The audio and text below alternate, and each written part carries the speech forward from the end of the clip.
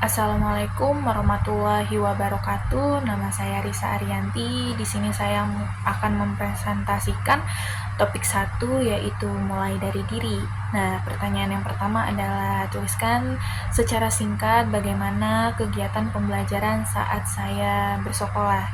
Nah, dahulu saat saya bersekolah SD atau madrasah ibtidaiyah, guru masih banyak menggunakan metode ceramah, sehingga di sini saya sebagai murid banyak menghafal materi dan juga tidak ada perkembangan. Kemudian saat saya SMP, guru masih banyak menggunakan metode ceramah. Kemudian saat saya kelas 8 dan juga kelas 9, ada beberapa guru yang sudah menggunakan metode presentasi tetapi tidak memakai salindia, tetapi sudah ada perkembangan. Kemudian pada saat saya SMA masih ada juga beberapa guru yang menggunakan metode ceramah, tetapi ada juga guru yang sudah memakai metode presentasi dengan menggunakan salindia sederhana, dan juga ada sebagian kecil guru yang sudah melakukan observasi kepada atau proyek kepada siswanya. Kemudian saat saya berkuliah, metode pembelajaran di sini sangat berbeda, yaitu banyak mahasiswa banyak melakukan proyek, banyak melakukan praktik-praktik, sehingga memang metode pembelajarannya hanya sedikit saja yang menggunakan metode ceramah. Yang kedua adalah tuliskan pendapat Anda mengenai tren yang sedang berkembang di dunia kita saat ini. Nah, saat ini memang teknologi yang berkembang sangatlah pesat, apalagi di era abad 21 ini. Penggunaan gawai sudah memang tidak bisa dilepas dalam kegiatan sehari-hari. Begitu juga dengan penggunaan media sosial oleh manusia.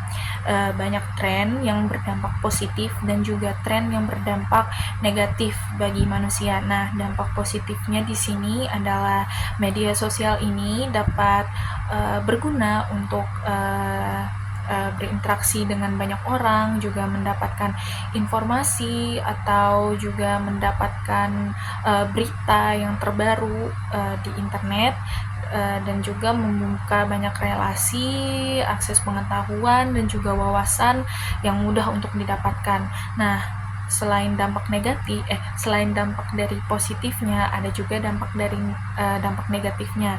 Nah, dampak negatif dari tren yang sekarang ini adalah misalnya hal-hal yang kecil. Sekarang banyak orang yang tidak membaca terlebih dahulu berita, sehingga banyak orang menyerap berita hoax. Nah, sehingga berita ini mudah untuk dipercaya. Kemudian yang ketiga adalah menurut pendapat Anda bagaimana karakteristik peserta didik saat ini dibandingkan dengan saat saya sekolah terdahulu? Nah, tentu saja ini memiliki perbedaan. Jika memang jenjang saat saya SD sampai dengan SMA, guru memang lebih banyak berbicara di depan kelas, juga banyak menggunakan metode ceramah, sehingga saya memang dituntut untuk menghafal materi, tidak banyak melakukan praktik atau banyak menggunakan proyek, sehingga memang siswa berpikirnya tidak secara kritis. Nah, siswa saat ini memang tidak banyak diberikan tugas oleh atau tidak diberikan PR oleh gurunya, sehingga memang siswa sekarang lebih kritis dalam menanggapi suatu hal dan juga dapat berkolaboratif dengan temannya karena memang berkelompok. Nah, tugas ini hanya diberikan saat pembelajaran berlangsung. Kemudian yang keempat ada skor PISA Indonesia yang masih di bawah rata-rata. Nah, sementara itu tujuan dari pembangunan berkelanjutan di bidang pendidikan di Indonesia itu salah satunya adalah meningkatkan. Nah, di sini pendapat saya adalah memang fakta bahwa tingkat literasi di Indonesia di sini masih di bawah rata-rata.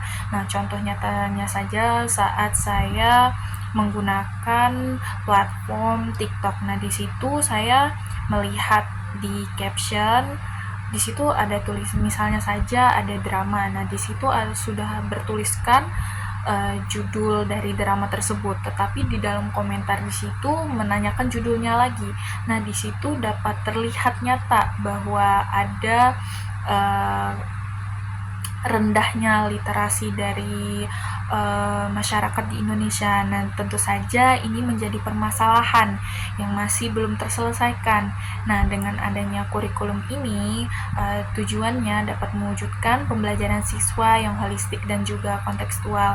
Jadi, memang diharapkan siswa dapat mengembangkan minatnya dengan aktif dan kolaboratif di sekolah, dan orang tuanya juga berperan dalam tingkat minat membaca siswa, sehingga tingkat literasi di Indonesia dapat ditingkatkan.